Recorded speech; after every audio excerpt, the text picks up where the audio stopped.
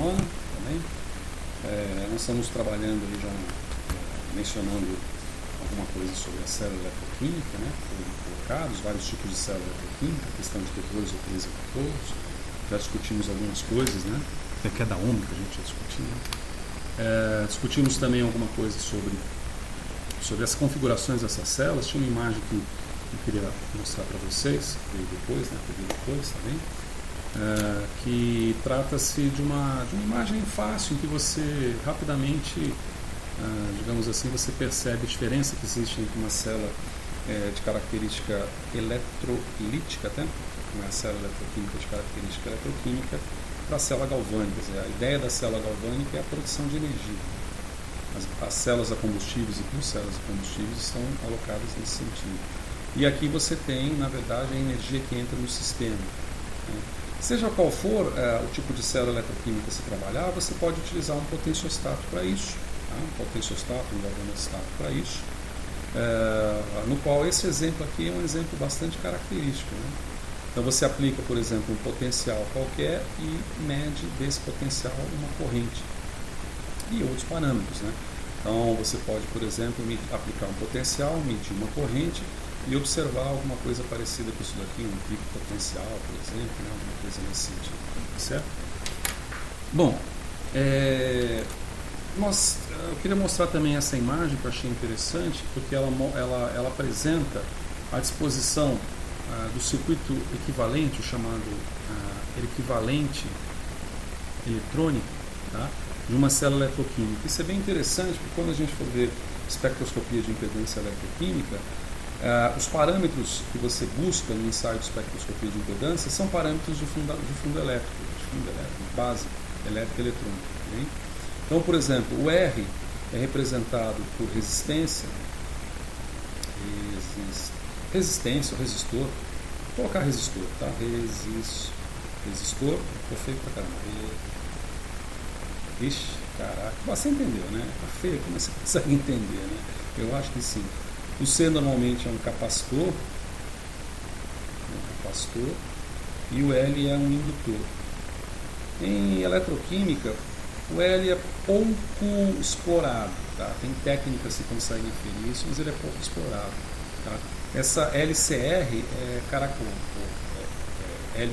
mas LCR, a leitura que se faz, é característica dos circuitos eletrônicos. Então você pega uma célula eletroquímica, você coloca um analito qualquer ali e tenta visualizá-la sobre os aspectos de um circuito elétrico.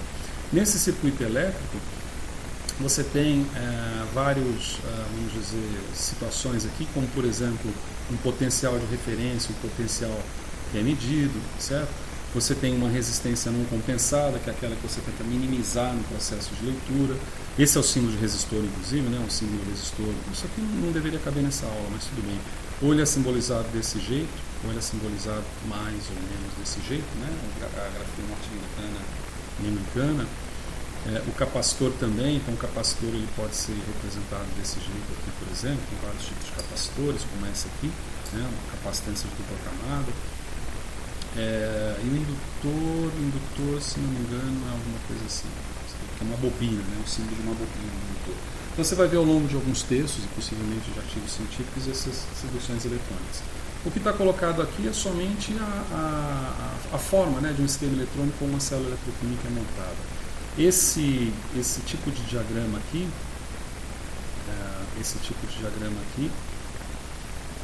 ele é bem interessante porque é chamado esquema de Handels. Esquema de Handels, que é um esquema muito utilizado como uma célula dumping, né, uma célula falsa, vamos dizer, que você monta eletronicamente para fazer testes, principalmente de impedância. Bom, essa era só uma menção. Nós vimos alguns eletrodos aqui, né, nós vimos o potenciostato e o galvanostato, nós vimos mais ou menos como ele funciona, nós vimos alguns exemplos, mas nós não vimos uma coisa muito importante, que a gente vai ver, obviamente, com mais detalhe ao longo do semestre, mas que diz respeito a quais são as técnicas que você consegue trabalhar com o potenciostato e o galvanostato, que são essas técnicas que aparecem na literatura. Então, fazendo tá aqui, ó. Vamos lá, a essência dessas técnicas, a gente pode colocar aqui técnicas eletroquímicas, que é o nome da disciplina. técnicas eletroquímicas, vou fazer um esboço rápido aqui. Etiologia. Etiologia é a origem dos termos, né? A origem das palavras. Então é interessante a gente ver que as técnicas eletroquímicas são muito diversas, mas elas se fundamentam nas particularidades que estão associadas à lei de Ohm, V igual a I vezes R. Tá? Então isso aqui é a lei de Ohm. Deixa eu colocar assim. A lei de Ohm. E também estão relacionadas à lei de Faraday, né? Em que você tem isso daqui, vamos colocar, isso aqui será a lei de Faraday.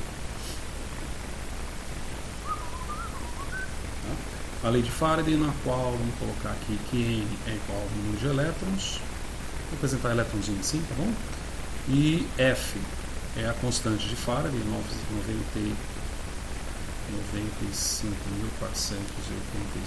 96.500, 96.485. 96.485 como sai hoje, hein? 96.485 coulombs por mol, que é uma noção de carga, tá certo? E N é mol, uma representação meio errada, né? Na verdade, no Sistema Internacional de Unidades, o N é representado por, mencionamos isso no primeiro vídeo, né, de nomenclatura, acho que era nomenclatura, termos, né, de eletroquímica, em que o N minúsculo, o Sistema Internacional de Unidades, é quantidade, mas nos textos em eletroquímica ele é mais relacionado ao número de elétrons. Aí você tinha que ter um outro parâmetro para representar a quantidade em mols, que não é o N padrão, isso aqui é de um livro ou outro só que mostra. Tá? Ah, sim, e o Q é a carga. Tá? Esse Q aqui é a carga. Tá certo? Beleza. Lembrando que a carga, colocamos isso, né? Ela pode ser definida como uma variação na corrente no tempo. Então a gente tem um outro parâmetro que é tempo. Então se a gente observar, eu comecei de baixo para cima, eita nós, tudo bem, sem problema, depois eu volto lá para aqui. Então se a gente observar as quantidades aqui, envolvidas, as quantidades envolvidas no experimento eletroquímico, você tem potencial, você tem corrente, você tem carga, você tem tempo e obviamente aparece a resistência aqui. Mas a resistência é uma resistência do seu sistema como um todo. E aí vem várias delas, resistência de transferência de carga, tá? Vamos colocar em português aqui a resistência de transferência de carga, a resistência, vamos colocar em português também não compensada, né? Resistência não compensada. Tem também, por exemplo, um parâmetro chamado Warburg, que também é um parâmetro de resistência, mas vamos deixar isso aqui com reticências para dizer que você tem vários contribuintes para a resistência de um sistema, certo? Mas o que importa mesmo é isso aqui, né? Você tem potencial, você tem corrente, vou colocar aqui, potencial, corrente, carga e tempo. Então as técnicas eletroquímicas surgem daqui, tá bem? Daqui é que surgem as técnicas eletroquímicas. E essas técnicas eletroquímicas, como acabou meu quadro aqui, eu vou ter que puxá-las para cima, por favor, tá? Vou colocar aqui como sendo 1, e a gente puxa aqui para cima e lá em cima a gente coloca como sendo 2, tá bem? A gente coloca como sendo 2. Então, primeiro você faz de baixo, primeiro você tenta entender o de baixo, depois você tenta entender o de cima. Então, por exemplo, se você colocar uma tabelinha aqui em que você tenha tipo, significado, palavra,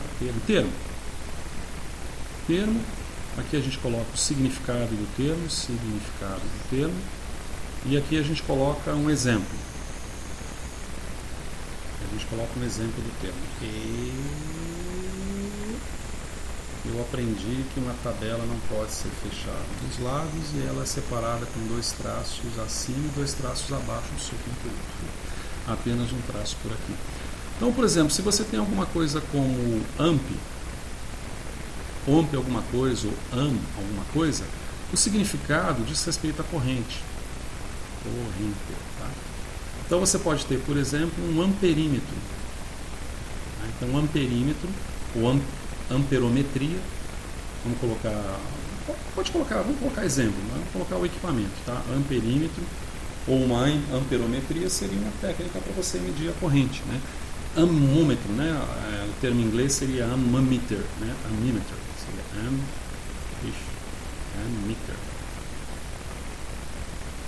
ammeter, certo? Mas isso é para medir corrente. Se você coloca isso, por exemplo, com crono, você vai envolver o tempo como unidade.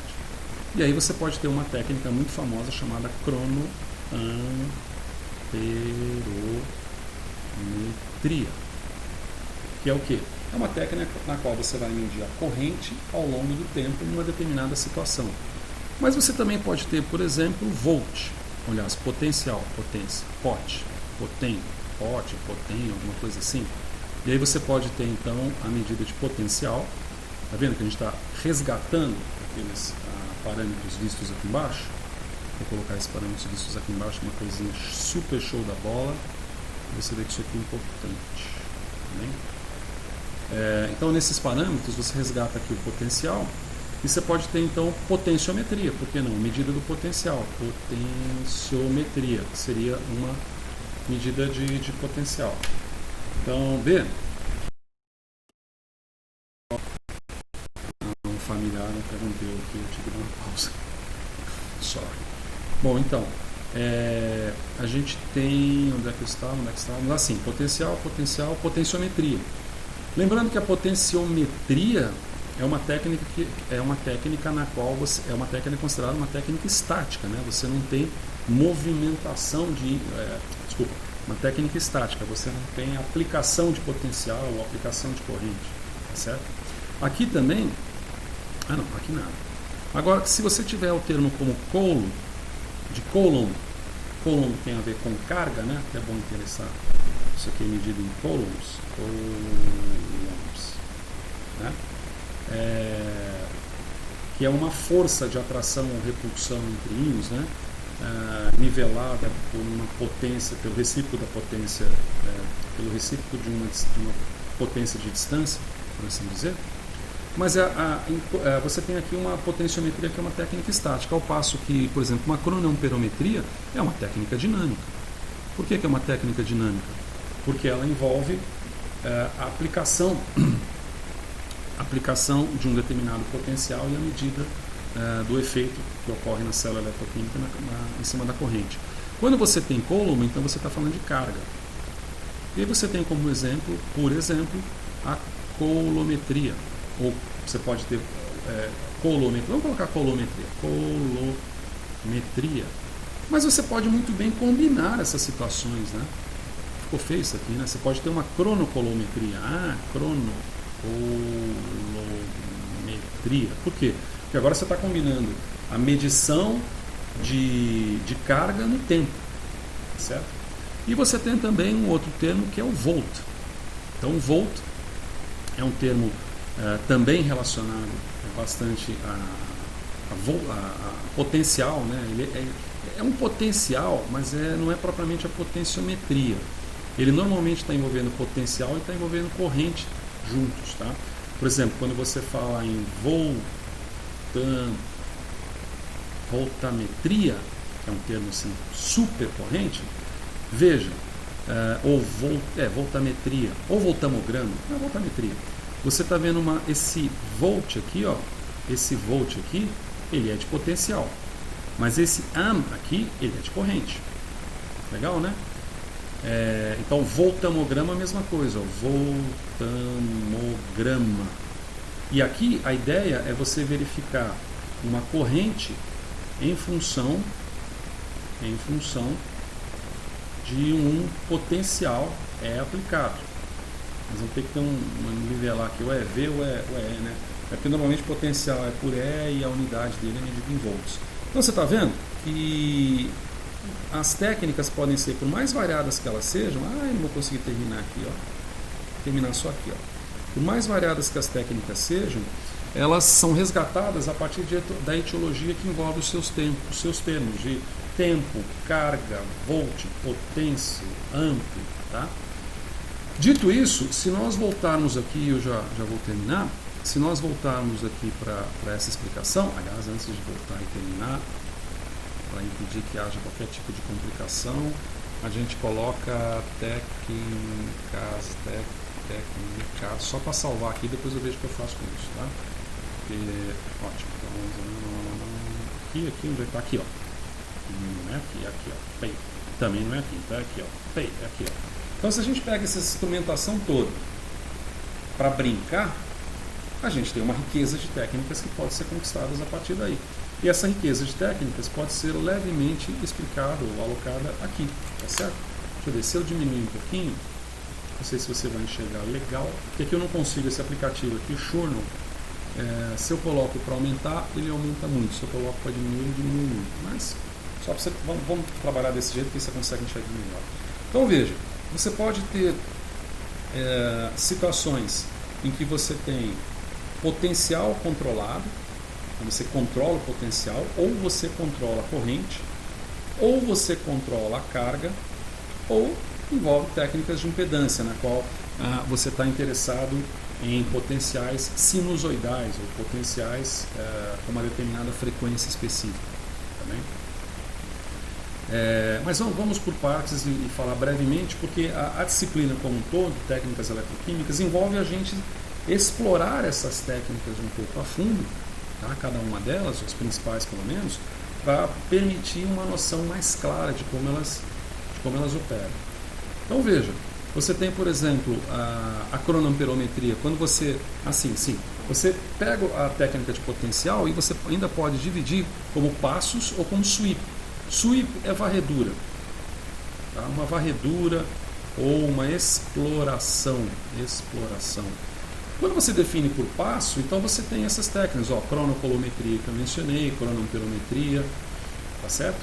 Outras tantas. Quando você faz isso por varredura, você tem as técnicas voltamétricas, como por exemplo a voltametria linear, LSV, ou a voltametria cíclica, que é assim, o arroz com feijão chique das técnicas eletroquímicas, porque é o trivial chique das técnicas eletroquímicas. Tem obras e obras só sobre voltametria cíclica, tá certo? Você tem técnicas hidrodinâmicas na voltametria também, quando por exemplo você utiliza um eletrodo de disco rotatório. Então veja que você tem uma técnica que é estacionária e aqui uma técnica que é hidrodinâmica, um pouco diferente da lógica de potenciometria, porque aqui a gente está tratando de métodos dinâmicos, não confundir o método dinâmico com uma técnica estacionária dentro de um método dinâmico. Isso aí é método dinâmico, perdão, não é médico. Que isso pode causar um pouco de confusão, né? Mas veja, é estacionário por quê? Ele é quiescente por quê? Porque você deixa a amostra lá em solução e chuta o balde lá, aperta os botões devidos e faz a varredura. Agora, numa técnica hidrodinâmica, como eletrodo de disco rotatório, o próprio nome diz, o eletrodo gira em torno de um eixo. Tá? Então é uma técnica de característica hidrodinâmica muito empregada para se determinar o coeficiente de fusão. E aí você tem outras técnicas, já encerrando, tá? Como a cronopotenciometria. Você não podia ter a cronoamperometria, então você pode agora ter a cronopotenciometria. Vários tipos por si, colometria que nós mencionamos, e a famosa espectroscopia de impedância eletroquímica, né, conhecida como EIS, que é uma técnica que permite você aferir basicamente resistência, né? Porque resistência é algo que surge na equação primeira e segunda lei de Ohm. Lei de Ohm, a segunda lei de Ohm está ligada à potência, né? Então, a potência é igual a I2 sobre R, né? Então, o quadrado da corrente sobre a resistência. Mas também pode ser o produto de corrente por potencial. Enfim, o que importa é a gente fala de tensão, né, em volt, medida em volt, potencial, a gente fala de corrente medida em ampere, mas a gente esquece de resistência. A resistência ela pode ser muito trabalhada para aspectos de capacitância, aspectos de resistência e transferência de carga e outros tantos na técnica de espectroscopia de impedância eletroquímica. Tá certo? Beleza. O que tinha para dar de recado nessa semana era basicamente isso, tá bem? Um abraço.